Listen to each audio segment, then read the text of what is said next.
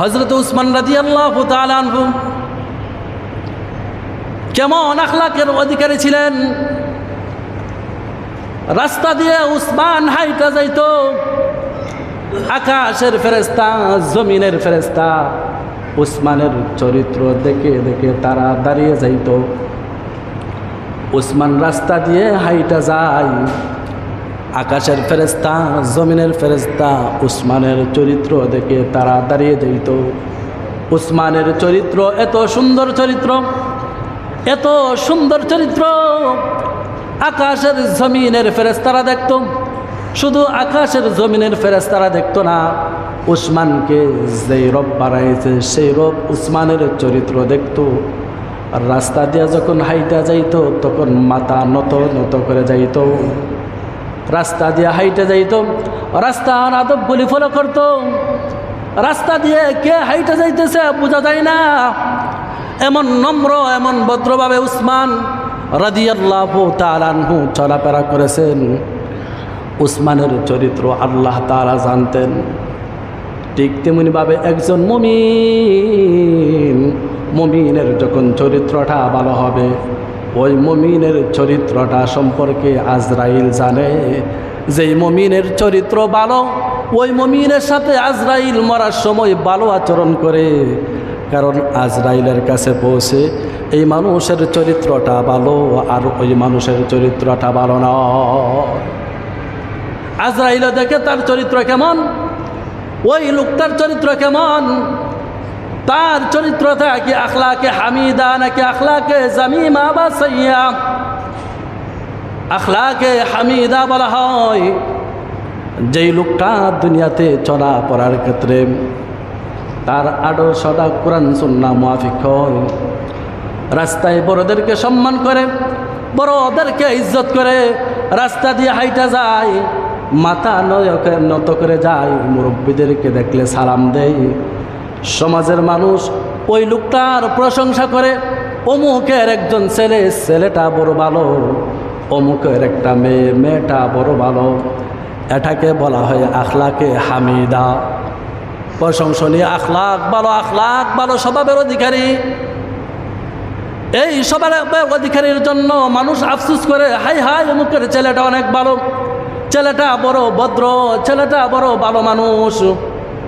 এই ভালো মানুষের জন্য মানুষ আক্ষেপ করে।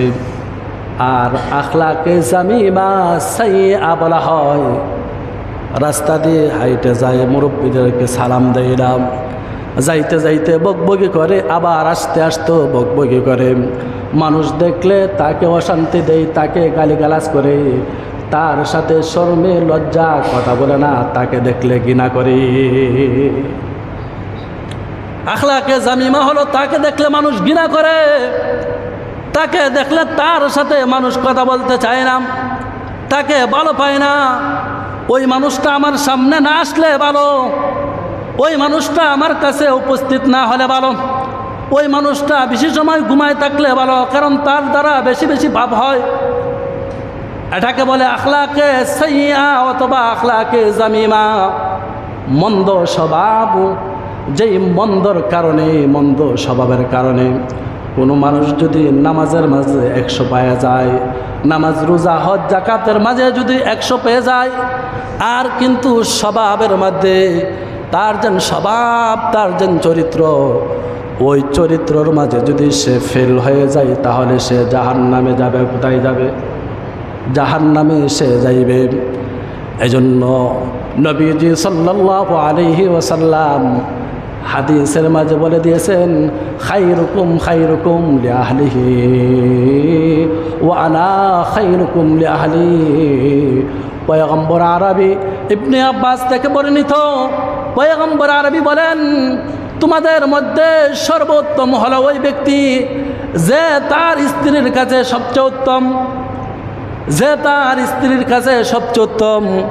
কারণ দুনিয়াতে অনেক মানুষ আসে, যেই মানুষগুলো বাহিরের মানুষের কাছে অনেক মডেল সাজে, বাহিরের মানুষের কাছে অনেক ভালো সাজে, পীরের কাছে ভালো সাজে, উস্তাজের কাছে ভালো সাজে, মা বাবার কাছে ভালো সাজে, বন্ধু বান্ধবের কাছে ভালো সাজে, কিন্তু মগর স্ত্রীর কাছে আসলে জল্লাদ সাজে। কথা বলেন ঠিক কিনা? স্ত্রীর কাছে আসতে জল্লাদ সাজছে। স্ত্রী তাকে দেখলে বই পায়, বাঘের মতন বই পা। বিল কেন বই পা? স্বামী জল্লাদ, স্বামী জল্লাদ। এজন্য নবীজি সাল্লাল্লাহু আলাইহি ওয়াসাল্লাম বলে দিয়েছেন, তোমার চরিত্র ভালো না তোমার চরিত্র খারাপ, এটা সর্বপ্রথম নির্ণয় করবে তোমার স্ত্রী, তারপরে নির্ণয় করবে তোমার পরিবার, তারপর নির্ণয় করবে তোমার অধীনস্থ কর্মচারী লোক, তারপর নির্ণয় করবে তোমার পাড়ায় প্রতিবেশী লোক, তারপর মহল্লার অন্যান্য লোক যারা আছে তারা তোমাকে নির্ণয় করবে। এখন তোমার স্ত্রী যদি দাবি করে আমার স্বামী বালা, তাহলে আপনি বালা। আর স্ত্রী যদি দাবি করেন না না আমার স্বামী বালা নাই, আপনি দুনিয়ার যত মানুষের কাছে ভালো হতে পারেন, খোদার কসম করে বলি আপনি বালা নয়। তাহলে যেই কথা বলতেছিলাম, আখলাক এমন একটা সুন্দর। হযরত আবু হুরায়রা রাদিয়াল্লাহু তাআলা আনহু থেকে বর্ণিত, তিনি বলেন রাসূলুল্লাহ সাল্লাল্লাহু আলাইহি ওয়াসাল্লামকে জিজ্ঞাসা করেছেন, মা আকসারু মা ইদখিলুল জান্নাহ, ওগো নবীজি অধিকাংশ মানুষকে কিসে জান্নাতে প্রবেশ করাবে? কোন আমলের কারণে মানুষ জান্নাতে প্রবেশ করবে? কোন আমলের কারণে মানুষ জান্নাতে যাবে? এবার নবীজি সাল্লাল্লাহু আলাইহি ওয়াসাল্লাম বলেন, আত্তাকওয়া ওয়া হুসনুল খুলুকি। এক নম্বর হলো আল্লাহকে ভয় করা, আল্লাহকে ভয় করা, আল্লাহকে ভয় করা। আর দুই নম্বর হলো সৎ চরিত্র, ভালো আখলাকওয়ালা। ভালো আখলাকওয়ালা যদি আপনি আমি হতে পারি, সৎ চরিত্রবান যদি আপনি আমি হতে পারি, তাহলে এই সৎ চরিত্রবান আপনি আমাকে জান্নাতে নিয়ে যাবে। আর যদি আপনি আমি আল্লাহ তাআলাকে বই করতে পারি, আল্লাহ তাআলাকে বই করার মতন বই করি, তাহলে এই দুইটা জিনিস আপনি আমাকে জান্নাতে নিয়ে যাবে। আবার আবু হুরায়রা রাদিয়াল্লাহু তাআলা আনহু জিজ্ঞাসা করেন, মা আকসারু মা ইদখিলুন নার, ইয়া রাসূলুল্লাহ কোন জিনিস মানুষকে জাহান্নামে নিয়ে যাবে? অধিকাংশ মানুষকে জাহান্নামে নিয়ে যাবে। আবার নবীজি বলেন, দুইটা আঙ্গুল ইশারা যা বলেন, আল ফামু ওয়াল ফারাজু। নবীজি বলেন দুইটা জিনিস মানুষকে জাহান্নামে নিয়ে যাইবে। এক নম্বর হলো মুখ, এক নম্বর হলো মুখ। এই মুখের কারণে অধিকাংশ মানুষ জাহান্নামে যাবে। এই দুইটা মুখ দেয়া, দুই টুট দেয়া মুখ দেয়া মানুষ যা ইচ্ছা তা বলে, সমালোচনা একের পর এক ধারাবাহিকভাবে সমালোচনা করে। এই মুখের কারণে মানুষ জাহান্নামে যাবে। এক নম্বর কারণ, অধিকাংশ মানুষ মুখের কারণে জাহান্নামে যাবে। বিলে মুখ দেয়া শুধু সমালোচনা, শুধু সমালোচনা। রাস্তার ডান পাশ থেকে বাম পাশে, বাম দিক থেকে ডান পাশে, উত্তর থেকে পশ্চিম, পশ্চিম থেকে উত্তর, সর্বদিক দা এই মুখ দ্বারা অধিকাংশ মানুষ সমালোচনা করে। নবীজি বলেন এক নম্বর হলো এই মুখের কারণে। এই মুখের কারণে অধিকাংশ আমার উম্মত যারা আছে, আমার অধিকাংশ উম্মত তারা জাহান্নামে যাবে। আর দুই নম্বর হলো ওয়াল ফারাজু, লজ্জাস্থানের কারণে। মানুষের জন্য লজ্জাস্থান, এই লজ্জাস্থানের কারণে, লজ্জাস্থানের কারণে মানুষ, অধিকাংশ মানুষ জাহান্নামে যাবে। আজকাল দেখা যায় মানুষের লজ্জাস্থান, এই জন্য লজ্জা, এই লজ্জা নামক যে জিনিসটা, এই জিনিসটা আজকাল উঠে গেছে। আজকে দেখা যায় পত্রিকা খুললেই দেখা যায়, মোবাইল খুললেই দেখা যায় যে আজকে শুধু ইফটিজিং আর ইফটিজিং, জিনা আর জিনা আর ব্যভিচার আর দর্শন, জিনা ব্যভিচার দর্শন অথবা সমকামিতা, এই তিনটা জিনিস আজকাল দেখা যায়, বেশিরভাগ মোবাইলে দেখা যাচ্ছে। একটা হলো জিনা, আর একটা হলো দর্শন, আর একটা হলো সমকামিতা। তিনটা একই বিষয় নাই, তিনটা ভিন্ন বিষয়। একটা হলো জিনা। এই জিনাটা যদি আপনার পুরুষ অথবা মহিলা উভয়জন যদি ইচ্ছাকৃতভাবে হয়ে থাকে, তাহলে এক ধরনের শাস্তি। পুরুষ মহিলা যদি উভয়জন যদি বিবাহিত হয়, তাহলে তাদেরকে পাথর মেরে হত্যা করে দেওয়া। 2 নম্বর হলো কেউ যদি অবিবাহিত হয় তাহলে তাকে 100 দুর্রা দেওয়া, বেতের আঘাত দেওয়া এবং 1 বছরের জন্য তাকে দেশ থেকে বাহির করে দেওয়া। আর দর্শন, বর্তমানে কিন্তু দর্শন হচ্ছে, দর্শক যারা তারা দর্শন করছে।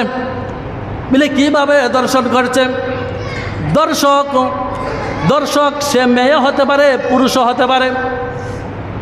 যেমন 5 জন পুরুষ একটা মেয়েকে নিয়ে দর্শন করলো, এক্ষেত্রে দর্শনকারী যেই নারী, এই নারীর বিন্দু পরিমাণ দোষ নাই, কারণ সে মাজলুমের শিকার হয়েছে। তাকে জোরে কলে কৌশলে তুলে নিয়ে গেছে, নিয়ে যাওয়ার পর তাকে দর্শন করেছে। এক্ষেত্রে দর্শকের বিচার হলো, সে যদি ওই মহিলাকে শুধু দর্শন করে থাকে, দর্শক যদি বিবাহিত হয় তাহলে তাকে পাথর মেরে নিক্ষেপ করতে হবে। আর যদি দর্শক যদি অবিবাহিত হয় তাহলে তাকে বেতের আঘাত করতে হবে, 1 বছরের জন্য সে দেশ থেকে বাহির করে দিতে হবে। আর যদি দেখা যায় ওই যে মহিলা যদি সে দর্শক হয়, অনেক জায়গায় দেখা যায় একজন পুরুষকে 5-7 জন মহিলা মেয়ে নিয়ে চলে গেছে। বর্তমানে কিন্তু এটা হয়, মহিলা দর্শক সাজে। এবার মহিলা যদি দর্শক হয় তাহলে তার ক্ষেত্রে একই আইন প্রয়োগ হবে। কিন্তু দর্শনকারী সে পুরুষ হতে পারে, নারী হতে পারে। দর্শনকারী যে হবে, যাকে দর্শন করা হবে, তার ক্ষেত্রে কোনো শাস্তি নয়, কারণ সে হলো মাজলুম। সে মাজলুম, তাকে জোরে কলা কৌশলে নিয়ে গেছে। এখন যাকে নিয়ে গেছে সে পুরুষ হতে পারে, মহিলা হতে পারে। দর্শনকারী পুরুষও হতে পারে, মহিলা হতে পারে। বর্তমানে আপনারা জানেন, অনেকে জানেন, অনেকে জানেন না, পুরুষরা দর্শন হয়। পুরুষরা তাদেরকে দর্শন করে, নারীরা দর্শন করে। 5-6 জন নারী মিলে একসাথে একজন ছেলেকে নিয়ে গেছে। আবার দেখা যায় 5-6 জন পুরুষ মিলে একজন নারীকে নিয়ে গেছে। এজন্য দর্শকের শাস্তি হলো, সে যদি বিবাহিত হয় তাহলে তাকে পাথর মেরে নিক্ষেপ করা। আর যদি অবিবাহিত হয় তাহলে তাকে 100 দুর্রা দিবে।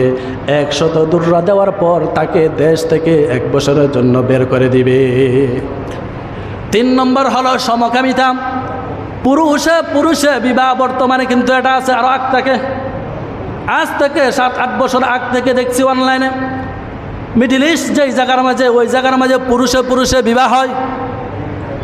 কওমে লূত আলাইহিস সালাতু ওয়াস সালামের উম্মত যারা যেই কাজটা আবিষ্কার করেছিল, পুরুষে বিবাহ করা। বর্তমানে দেখা যায় পুরুষে বাংলাদেশে বিবাহ হয় নাই, কিন্তু সমকামিতা অনেক কিছু হইতেছে।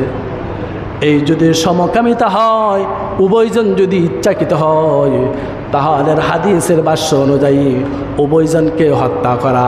এবার কিভাবে হত্যা করবে, অনেক মুহাদ্দিসিনগণ অনেকভাবে বর্ণনা করে দিয়েছেন। কেউ বলেছেন তাকে হত্যা করে দিবে, আবার কেউ বলেছেন তাকে আগুন দিয়ে পুড়িয়ে দিবে, আবার কেউ বলেছেন তাকে ছাদ থেকে ফেলে দিয়ে হত্যা করে দেওয়া হবে। এক কথায় সমকামিতার বিচার হলো তাকে হত্যা করে দেওয়া। এখন হত্যার পদ্ধতি সরকার বা রাষ্ট্রই যেটা নির্ধারণ করবে, সেই পদ্ধতিতে ওই মানুষটাকে হত্যা করে দিবে। তাহলে যে কথা বলতেছিলাম, আখলাকের কথা বলতেছিলাম, নবীজি সাল্লাল্লাহু আলাইহি ওয়াসাল্লাম বলেছেন আখলাক হলো 2 প্রকার। একটা হলো আখলাকে হামিদা, আর একটা হলো আখলাকে সাইয়্যা। আখলাকে হামিদা বলা হয় আপনাকে মানুষ দেখলে আপনার জন্য মানুষ দোয়া করে, অমুকের ছেলে অমুক বড় ভালো মানুষ, অমুকের ছেলে সে নামাজ পড়ে, সে শান্তশিষ্টভাবে চলে, রাস্তার ডান পাশে দিয়ে হাঁটিয়া যায়, মুরব্বীদেরকে সম্মান দেয়, ওই মানুষের জন্য মানুষের মন থেকে দোয়া করে। এটাকে বলা হয় আখলাকে হামিদা। আর আখলাকে সাইয়্যা বলা হয় যেই মানুষটা রাস্তা দিয়ে হাইটা গেল তার জন্য মানুষ বদদোয়া করে। যেই মানুষটা রাস্তা দিয়ে হাইটা গেলে বলেন যে এই মানুষটা যেন আমার সাথে সাক্ষাৎ না করে, ওই মানুষটা যেন আমার সাথে কথা না বলে। যেই মানুষটা রাস্তা দিয়ে হাইটা যায় আর মানুষের দুষ্টটা না করে, তাকে বলা হয় আখলাকে সাইয়্যা। আর আখলাকে সাইয়্যার ব্যাপারে নবীজি সাল্লাল্লাহু আলাইহি ওয়াসাল্লাম বলেন, নামাজ, রোজা, হজ, যাকাতের মাঝে যদি আমি 100 নম্বর পেয়ে যাই, কিন্তু আপনি আমার আখলাকের চরিত্রের মাঝে যদি ফেল হয়ে যায়, নবীজি বলেন আমার ওই উম্মত জাহান্নামে চলে যাইবে। এবার আখলাকে হামিদা রাসূলুল্লাহ সাল্লাল্লাহু আলাইহি ওয়াসাল্লাম বলেন 3 প্রকার। কয় প্রকার? আখলাকে হামিদা হলো 3 প্রকার। 1 নম্বর হলো হাসান, 2 নম্বর হলো করিম, আখলাকে হাসান, 2 নম্বর হলো খুলুকে করিম, 3 নম্বর হলো খুলুকে আজিম। খুলুকে করিম, খুলুকে আজিম, আর একটা হলো খুলুকে হাসান। খুলুকে হাসান বলা হয় আপনাকে একজন মানুষ যদি আঘাত করে, তাহলে আপনি পাল্টা আঘাত করলেন, এমনভাবে আঘাত করলেন যে আঘাতের ক্ষেত্রে আপনার ইনসাফ আছে। কি আছে? ইনসাফ আছে। একজন আপনাকে একটা বাড়ি দিল, আপনি তাকে ফিরে একটা বাড়ি দিলেন, 2টা বাড়ি দিলেন না। সে যে ওজনে আপনাকে আঘাত করেছেন, আপনি তাকে এই ওজনে আঘাত করেছেন, মানে ইনসাফ আপনি প্রয়োগ করেছেন। এটাকে বলে খুলুকে কারিম। 2 নম্বর হলো এটাকে বলে খুলুকে হাসান। 2 নম্বর হলো খুলুকে কারিম। খুলুকে কারিম বলা হয় একজন মানুষ আপনাকে আঘাত করেছেন, একটা বাড়ি দিয়েছেন, আপনি তাকে বাড়ি দেন না, বরঞ্চ বাড়ি না দিয়ে তাকে আপনি ক্ষমা করে দিয়েছেন। সুবহানাল্লাহ। আপনি তাকে বাড়ি দেন না। একজন মানুষ আপনাকে একটা গালমন্দ করেছে, আপনি তাকে পাল্টা গালি দেন না, আপনি তাকে বরঞ্চ ক্ষমা করে দিয়েছেন। এটাকে বলা হয় খুলুকে কারিম। আর একটা বলা হয় খুলুকে আজিম। খুলুকে আজিম বলা হয় একজন মানুষ আপনাকে আঘাত করেছে, আপনি পাল্টা আঘাত করেন না, বরঞ্চ তাকে মাফ করে দিয়েছেন। শুধু মাফ করেন না, যেই মানুষটি আপনার সাথে খারাপ আচরণ করেছে, যেই মানুষটি আপনার সাথে রাফ আচরণ করেছেন, ওই মানুষটার জন্য আপনি তার জন্য দোয়া করেছেন। সুবহানাল্লাহ। এটাকে বলা হয় খুলুকে আজিম। এজন্য আমার আল্লাহ তাআলা পবিত্র কুরআনুল কারীমে মাঝে বলে দিয়েছেন, ইন্নাকা লাআলা খুলুকিন আযীম। ওগো নবীজি, আমি আপনাকে খুলুকে আজিম দান করলাম, আপনার চরিত্র এমন চরিত্র বানাইলাম, সর্বশ্রেষ্ঠ চরিত্রের অধিকারী আমি আপনাকে বানাইলাম। কেমন সর্বশ্রেষ্ঠ চরিত্রের অধিকারী বানাইলাম? বেদুন কাফের যুবক মদিনার মসজিদে গেছে, মদিনার মসজিদে যাওয়ার পর মসজিদের মাঝে পেশাব করে দিয়েছেন। নবীজি দেখছেন, সাহাবায়ে কেরাম তাকে ধমক দে। নবীজি বলেন তাকে ধমক দিও না, শান্তভাবে তাকে পেশাব করতে দাও। আবার ওই যুবক যখন শান্তভাবে পেশাব করেছেন, নবীজি সাল্লাল্লাহু আলাইহি ওয়াসাল্লাম ওই যুবককে বলেন, এটা পেশাবের জায়গা নয়, এটা মসজিদের জায়গা।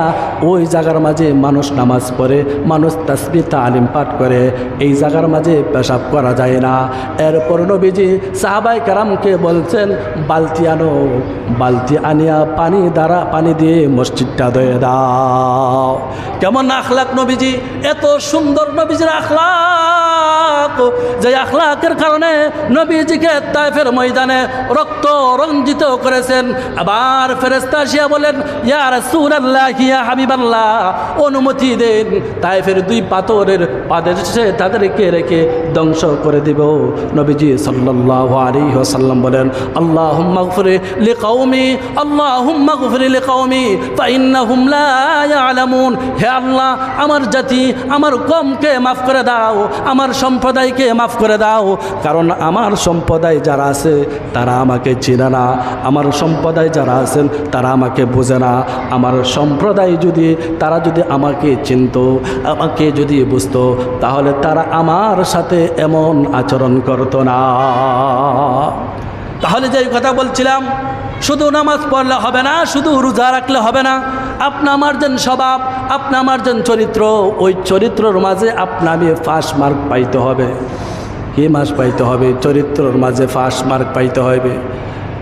এজন্য কবি বলেন সোহবতে সালেহ তোরা সালেহ কুনাদ, সোহবতে তালেহ তোরা তালেহ কুনাদ, মানাবুদেম ওয়া তাকাজা মানাবুদ, লুতে তো না মুফতাই ইমামে শানদ। মৌলানা রুমি রহমাতুল্লাহ আলাইহি বলেন, তিনি বলেন যে স্বর্গে স্বর্গবাস, অসৎস্বর্গে সর্বনাশ। আপনি যদি একজন আখলাকওয়ালা মানুষের সাথে যদি চলেন তাহলে আপনার চরিত্র ভালো হবে। ভালো মানুষের সাথে আপনি চললে আপনার চরিত্র ভালো হবে। আর যদি আমি খারাপ মানুষের সাথে চলি তাহলে আমার চরিত্র খারাপ হবে। তার যত বদ অভ্যাস আছে, যত বদ সিফত আছে, ওই বদ সিফত আমার ভিতরে ভিতরে আস্তে আস্তে প্রবেশ করবে। আর ওই সিফত যখন আমার ভিতরে প্রবেশ করবে তখন এর দ্বারা যত মন্দ স্বভাব, ওই স্বভাব প্রভাবিত হওয়ার কারণে আমার নামাজে মন বসবে না, কোরআন তেলাওয়াতে মন বসবে না, রাস্তা দিয়া চলাফেরা করার ক্ষেত্রে মন বসবে না। আপনার কাছ থেকে আপনার স্ত্রী শান্তি পাবে না, আপনার ছেলে মেয়ে শান্তি পাবে না, আপনার ভাই বোন শান্তি পাবে না, আপনার মা বাবা শান্তি পাবে না, মহল্লার মানুষ আপনার কাছ থেকে শান্তি পাবে না, মহল্লার মানুষ আপনাকে ধিক্কার জানাইবে, সমাজের মানুষ আপনাকে ধিক্কার জানাইবে, আপনার স্ত্রী আপনাকে ধিক্কার জানাইবে, আপনার ছেলে মেয়ে আপনাকে ধিক্কার জানাইবে। আর আমার চরিত্র যদি ভালো হয়ে যায়, স্ত্রী আপনার প্রশংসা করবে, আপনার জন্য দোয়া করবে, ছেলে মেয়ে দোয়া করবে, মা বাবা দোয়া করবে, ভাই বোন দোয়া করবে, পাড়ায় প্রতিবেশী যারা আছেন সবাই দোয়া করবে আর আক্ষেপ করবে, অমুকের সন্তান অমুক বড় ভালো মানুষ, অমুকের সন্তান অমুকটা বড় ভালো মানুষ, রাস্তা দিয়ে হাইটা যায়, নত নত হয়ে যায়, সবাইকে শ্রদ্ধা সম্মান করে। আর যদি স্বভাব যদি ভালো না হয় তাহলে রাস্তার মানুষ দেখলে আপনার সাথে কথা বলতে চাবে না। আল্লাহ তাআলা আমাদের সবাইকে খুলুকে আজিম রাসূলুল্লাহ সাল্লাল্লাহু আলাইহি ওয়াসাল্লামের উত্তম চরিত্র গ্রহণ করার তৌফিক দান করুন। সবাই বলেন আমিন। ওয়া আখিরু দাওয়ানা আলহামদুলিল্লাহি রাব্বিল আলামিন। আসসালামু আলাইকুম ওয়া রাহমাতুল্লাহ।